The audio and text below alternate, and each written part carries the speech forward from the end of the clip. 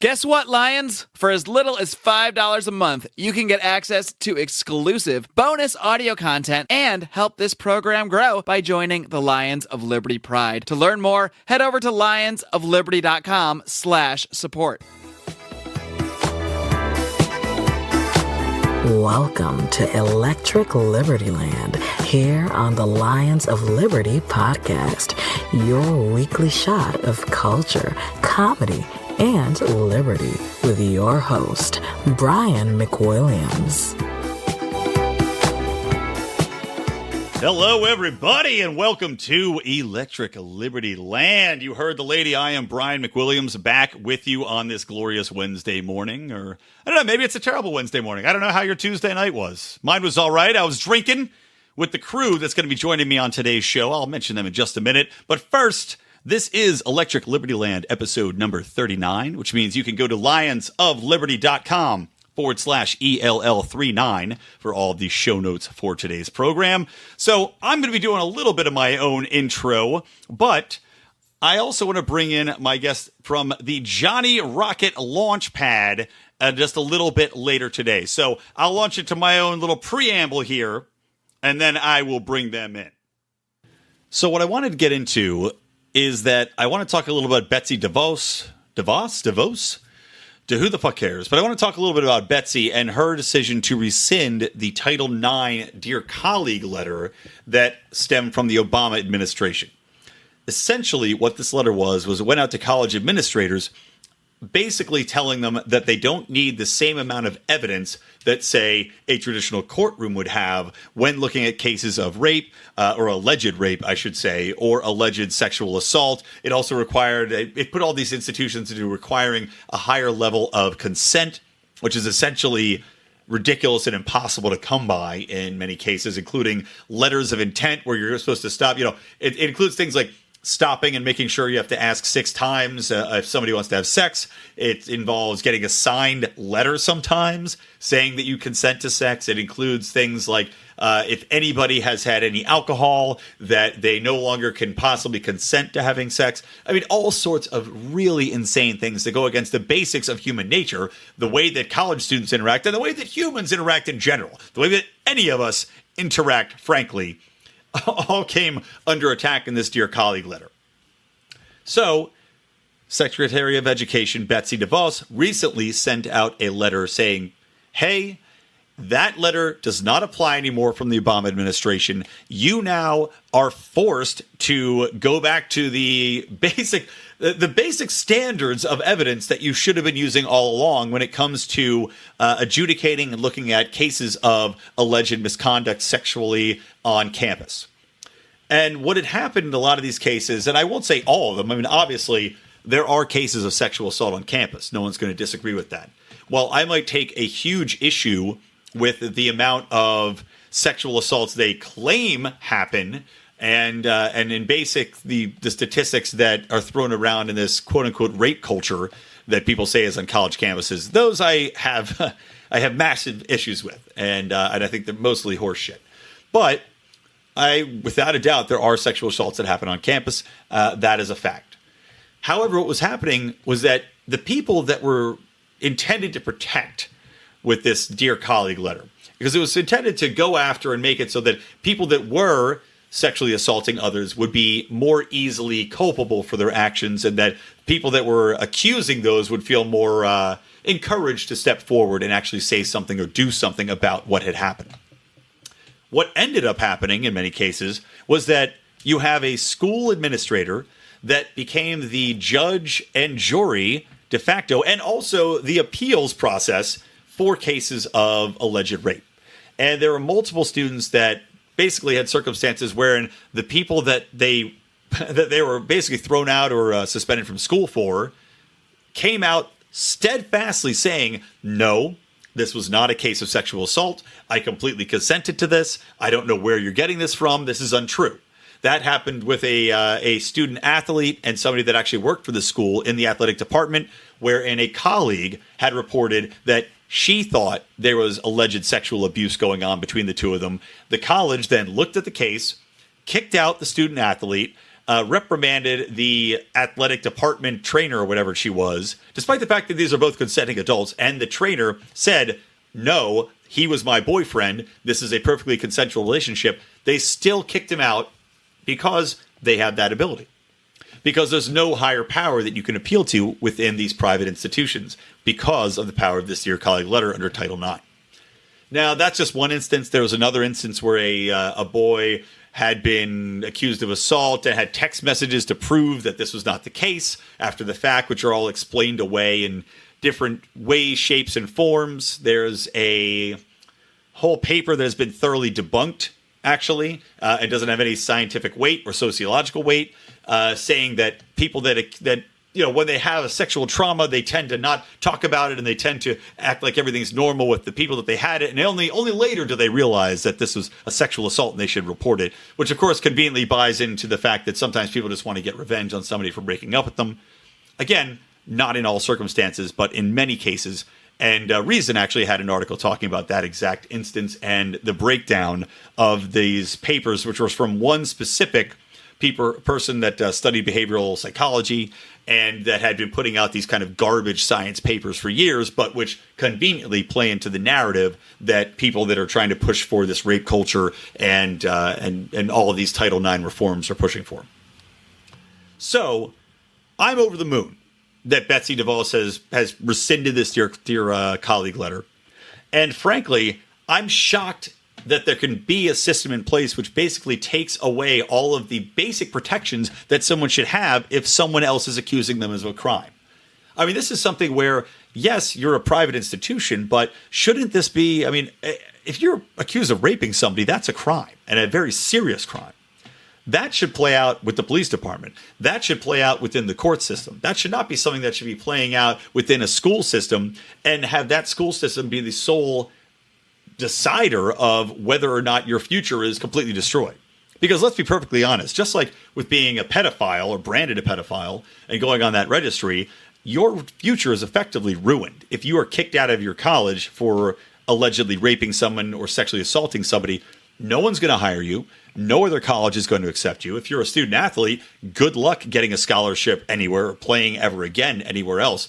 And all in this system, which again was set up so that you have a school administration department which handles these cases. Here's what happens. Somebody goes and says, hey, Johnny Y or Susie K raped me.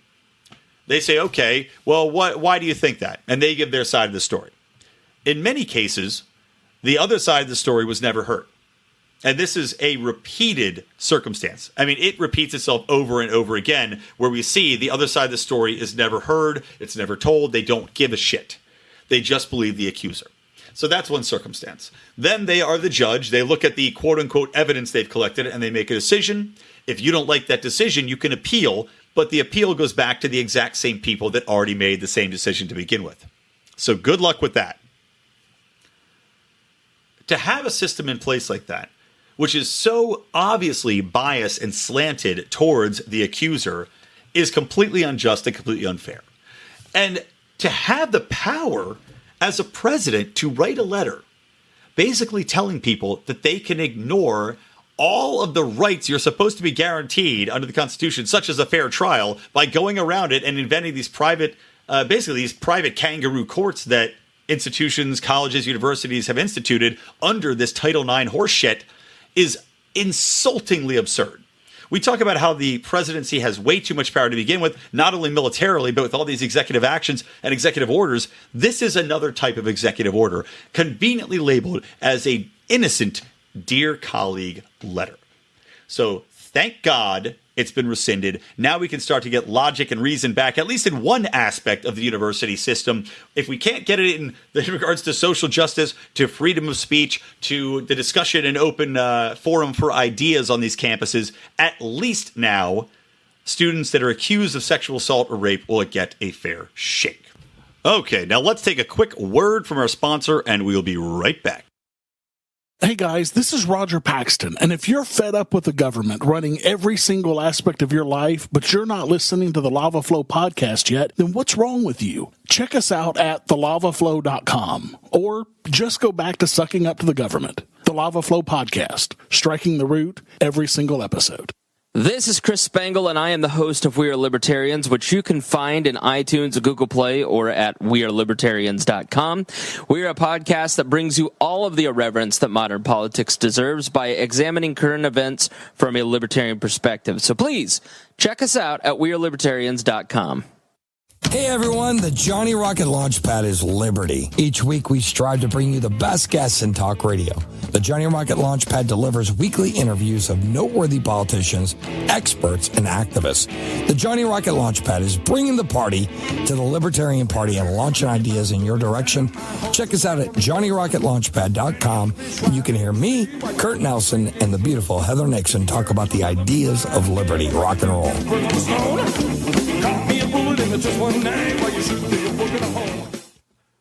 All right, and now, guys, joining me, as promised, coming back from that delicious commercial break for the League of Liberty, which includes one of the voices you're going to hear right here. I want to bring in Johnny Adams, Heather Nixon, and Kurt Nelson from the Johnny Rocket Launchpad. Welcome, my friends. What's going on?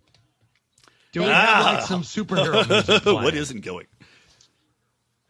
No. I am very lazy, and I don't really like editing that in. We had a great What do I look time like, Mark talking to you Claire? last night, and we still have been drinking since last night. Haven't been to sleep yet either. We have not gone to excellent. sleep yet. Oh, wonderful. You could do that. I'm sure when you rolled over to kiss Heather in the morning and she'd give you that, yeah. remember that old Scope commercial where the black guy's like, oh, no, baby, Exactly no. what happened. She's like, You do get that the one? fuck away from me. And I was like, okay.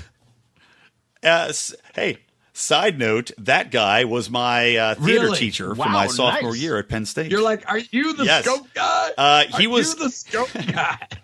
He was the Scope guy, and also he was the FBI agent in like several Die Hard movies, and just by the way, a royal prick. Like one of the biggest fucking douche pricks you will ever meet. Just took himself so seriously. He actually was the reason I quit Penn State's acting program. He was like, I'm going to give you, I needed like a B to pass the class. And he's like, I'm going to give you a B minus. And I was like, oh no, baby. No. I know a guy that dropped out of Penn State theater program and moved to Alaska and ended up finishing his theater degree at the Alaska, the university up there. I wonder have. if he had We the may same have. teacher, because this guy was such a shit. He might. I'm very curious. I want you to get back to me and let me know His name is Paul what Schreger, year he was there. He's a friend of mine on Facebook. I'll have to ask him. Yeah. I'm very curious because like there was no reason for him to like. I remember we had to do this one sneaky thing where it's like you had to pretend that you had a gun and sneak into a room, and my feet were like cracking. Like I can't do anything about it. I can't control my feet. Like my feet knuckles were cracking, and the guy was like losing his shit. He's like, nope, it's too loud. I'm like, motherfucker, what do you want me to do here? Right, back. I'm Like gonna go my get surgery real knuckles are quick. cracking. Yeah, I was like, what does this have to do with the acting method? It's such an asshole. Such an asshole. Anyway, so speaking about actors, let's talk about actors that are also athletes, because many an NFL player does in fact act. We see Aaron Rodgers out there in many commercials and some TV spots. We see all sorts of these guys turn into television, but on the field, we've seen a shitload of coverage about the anthems, which is funny now because South Park did that whole giant episode of it like a year ago, and it's come full circle again.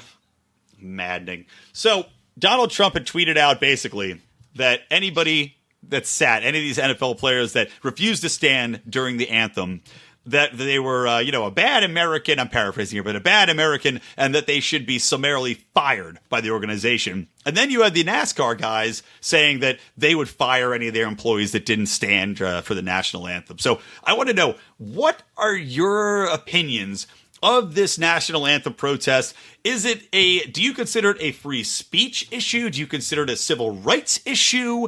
And I will, since you're in the same room, I'll let you stare at each other and figure out who wants to answer first. Right now. Who's going first? I don't know. I'll go first. Heather goes first. Which There you go. Get out there, Heather. So yeah, because I believe that Trump called Kaepernick, that's his name, right? A son of a bitch, even, and said he should be fired. Yeah. Now, a lot of people, and you can't open your Facebook without seeing somebody saying that, it's a right, and somebody else it's a disgrace. But here's the thing. The NFL is a private organization, and they have a collective bargaining agreement. And in the contract that all those players sign, it says that they must stand. Now, that did not go into effect until, 2009, I believe.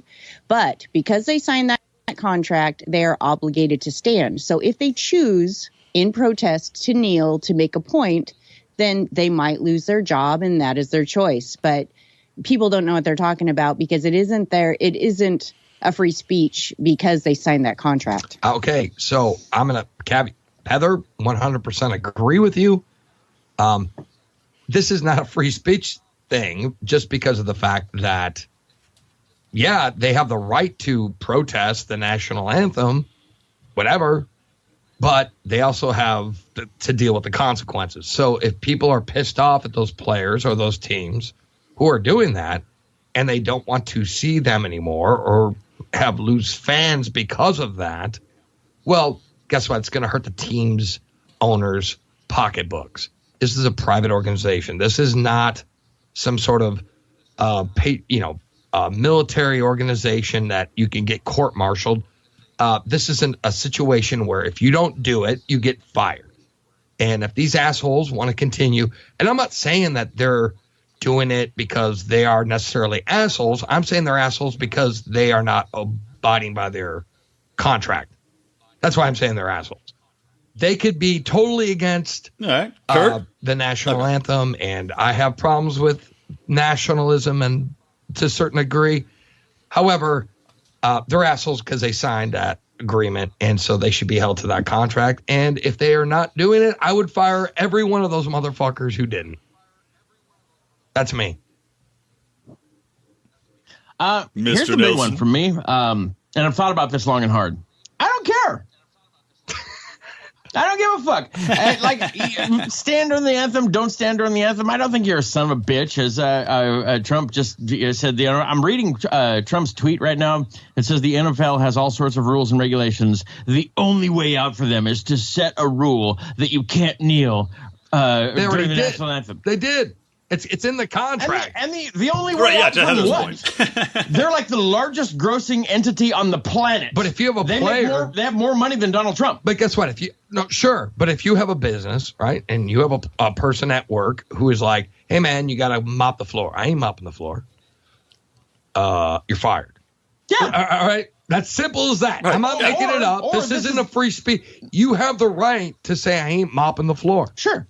Right. But I also have the right to say you're fired. Yeah, but and pack your fucking bags. Or this is also the baddest ass janitor you've ever fucking had in the fucking history of your company, and the fact that he's not fucking mopping the floor is okay with you because the way he fucking cleans those urinals is just so goddamn good. You're gonna keep him. Well, yeah. Oh, totally. Well, in any business, there's always going to be people that bend the rules and break the rules, and the people are okay with that because you're getting in return so much. And Kurt, you do, and I agree with all three of you. Number one, I really at the end of the day could not give two fucks who stands or sits during it. But I mean, on a broader sense, to your point, Johnny, I agree I'm against the nationalism that happens. Like, I hate the fact that the NFL and the military have an agreement wherein they're basically pushing this concept of unity, and the military is involved with everything, and embrace the war state. And again, I have nothing against the military as a concept. Some libertarians do. I believe that we actually should have a military. But I am against the constant state of war that we're in. And I think that this just all this does is perpetuate the system that we have in place. And from a standpoint of what these players do or do not do, yeah, they should be. I mean, every right for that company to fire them, every right for that business. If somebody comes into your Subway and you walk in and you're like, "Can I get a meatball sandwich?" and they go, "Hey, you know what? Fuck the American flag." You can be like, "Oh, you know what? You're out." I just wanted hey, fucking Chad, get out of here, bro. Right? Yeah. I mean, it's a public relations issue where you go, that's somebody misrepresenting your business and what your business stands for, especially when you have a monetary relationship in place with the government, which the military gives them a shit ton of money to do. It was in 2009, and I could be wrong on that number, that up until then, the players were in the locker room when the national anthem was played. They weren't even out on the field until the money got pumped in from the government. Interesting. So like, we want a face to go out there and make sure that they know that these players are more than happy. You know what? That probably happened. Did it occur around the time? Well, no, because that Cardinals player that joined the Rangers and got shot in the back of the head, which the government covered up. Remember that fun story? Yeah. But I guess that was way before 2009. That's it. So then the military put, and then the players were out on the field to represent because we are all supposed to be patriotic. But, people live in the moment, and that's why they're trying to tap into football, because people care more about football than they do politics. So they're trying to tap into that. Okay, we're at this position, and is that a good or bad thing though? Well, in a way, hold on, because people are so fucking clueless, right? This is my problem. I mean, we have people who fucking grown goddamn men who cry when their team loses. I experience this shit at work. All right, and you're like, I know some. I walk into work, and then my boss calls in sick. I'm like, who won the game last night? Oh, the other team did. Oh, well, that's why he's not coming in. Time out. Is he calling out because he's sad or because he's fucking crying? All right, I'm not kidding you. Oh, so God. But like, if we had I can understand being hungover. Passion in not even politics, but in philosophy, libertarianism, all right, we would be fucking an amazing society.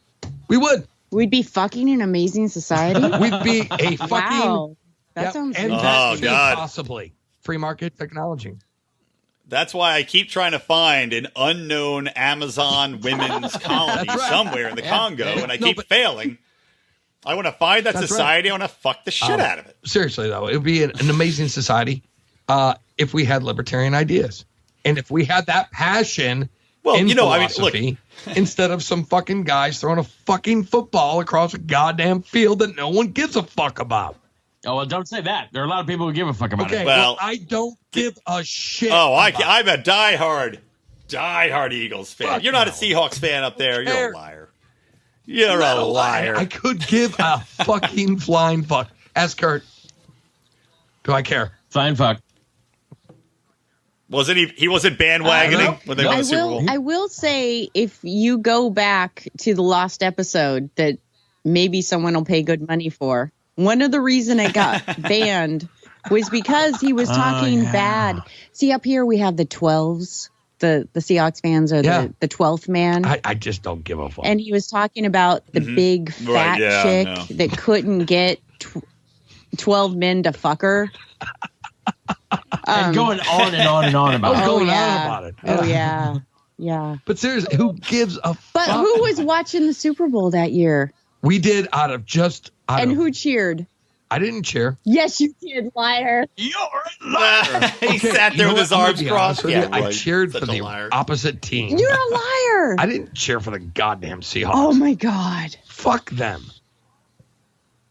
Wait, that means you cheered for the Patriots, which is the most national jingoistic bullshit team that's ever existed. I did just because Fuck the Patriots. Hate Seattle fucking sports. Oh my gosh, you were so drunk you don't even remember. You were like jumping up and down, and I was like, "Who are you?"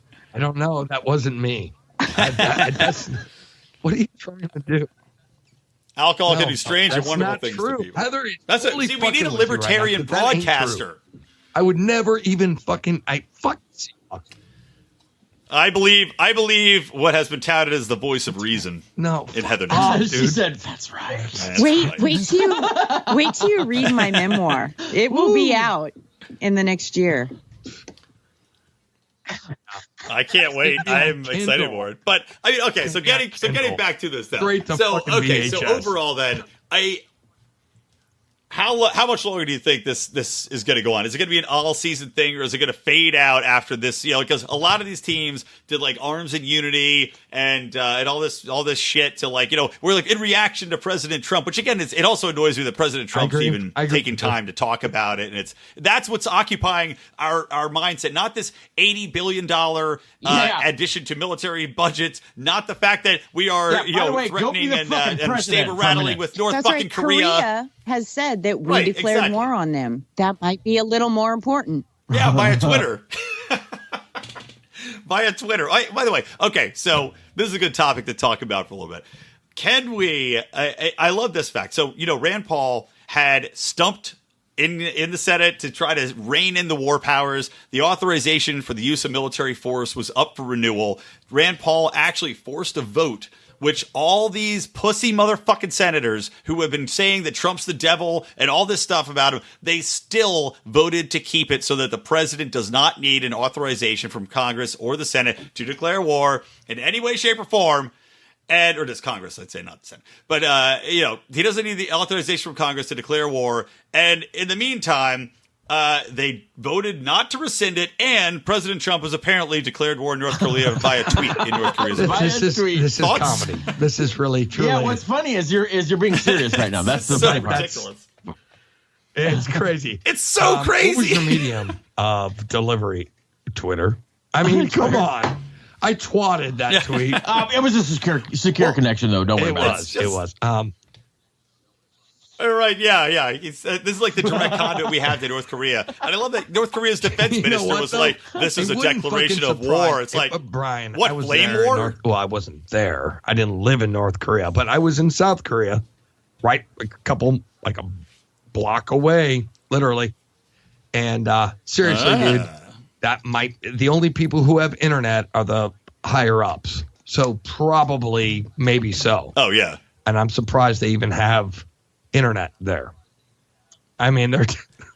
Yeah, right. You think it'd just be a raccoon with tinfoil around its ears or something like that. And that's their... And I'm going to be at a loss for words where they're threatening to mess with the electronic whatever channels, and that'll totally mess up our technology and our economy. Say the word. Oh yeah. I think they're trying. I think they're threatening an electromagnetic pulse, right? That is a big deal. That's an EMP attack. Can we? No. Do we believe that they have that? They can't even get a missile to They don't even have the ocean. They don't even have Xbox. All right, so no. Okay. Right. Yeah. I mean, I'm like, these people have perfected the electromagnetic pulse bomb. I mean, I have a hard time fucking believing that shit. No, I hard time believing it. However, though, are they a threat? Possibly to innocent people? Absolutely. I really do believe that because they're crazy. Yeah, well, agreed. And they have nothing to lose because they're starving. And that's what's scary about North Korea. Yeah. Well, or Kim Jong-un has everything to lose is really what's scary, is that his people have nothing to lose. He has everything to lose. So you have the perfect combination for desperation from that leadership. And especially when you look over at what happened with Gaddafi, where Gaddafi gave up his nukes, and then you got Hillary Clinton gleefully clapping as he's sodomized to death with a knife. So what does that teach us? Maybe you shouldn't give up those nukes. I mean, I wouldn't. Go ahead, Kurt. Oh, no, I'm sorry. Tommy's behind you. What the fuck? Johnny's looking at me, waving him and shit. I'm like, whoa! I'm like, what? I got something to say, motherfucker. I'm like, all right, go ahead. I think the band came rolling in. Yeah. We'll start right now. Yeah, let them go. Oh, the band. We have some background music. We have a special guest rolling in. We have the Lions of Liberty band is going to be playing a tune in the background here. But you got to listen for it. Yeah, we have a special guest rolling in. Worries. There's going to be a band practicing in the background, so enjoy. It's just background music. Yeah, we didn't have enough money to pay our rent for the studio this month, so so we had to share it with a band. That's right. They're sleeping on the couch. I won't make a joke about what Heather's doing to make ends meet, because that would not be appropriate. She's bartending. What else would? Oh, I was thinking she was going to be doing counseling sessions. That's cuddling. That's like. Oh, okay. Well, that's a few notches up from. Yeah, that's almost the equivalent of whoring, right? That's almost, except for you're not. It pretty much is. Heather. Come on. I mean, be honest. You know. All right. Well, let's talk about one other issue here. All right. So I want to talk about another topic. We were just talking about prostitution. Let's talk about, it's a natural segue from going to hooking to this topic, which is the penalty for having unprotected sex with a prostitute, as we all have been down that road. But basically, there's a bill in Ohio which would make it illegal to abort babies because they have Down syndrome. And this goes completely counter to the policy in Iceland. And there's a couple other Nordic countries that have the same policy where basically if your baby has Down syndrome, it is auto-aborted. And they brag about the fact that they've eliminated Down syndrome, which makes sense if you're killing all the babies. So here's the question is, and I want to talk to Heather about this, is Heather, what's your opinion on this, saying that it's illegal to abort a baby with Down syndrome when you know the issues that Down syndrome babies face? And I say this as somebody who is a very proud and vocal supporter of the Special Olympics. I have a fond place in my heart, for whatever reason, for handicapped people. So I say that as a big supporter of people with Down syndrome. What do you think of this? Is this a violation of the mother's right to choose and basically forcing people to bring a child into the world that may have very, very severe issues? I believe it is a violation of rights because in Ohio, if I understand right, that abortion is illegal after 20 weeks, which they just passed this last year. So any abortion after 20 weeks is illegal in Ohio anyway. But at this point, it's this very slippery slope where they say, okay, because you had this test done, which is pretty much mandatory when you're over 35, that you have to have these tests done because, you know, you're over age and you're at high risk and blah, blah, blah, blah. So then at that point, they have to actually go in and prove that the reason the termination was done because of the test results. And only the doctor is actually being charged, which is also very odd because it's the woman making the choice. So it messes with doctor-patient confidentiality. If it's made illegal, it then can be pushed underground, which makes it very unsafe because it's going to happen anyway. We all know this. So absolutely. I mean, it's just how do you prove that's why the abortion was done in the first place? And again, because they just mandated that any abortion after 20 weeks is illegal anyway. And, you know, it's just murky waters and trying to infringe on an individual's rights and their right to privacy.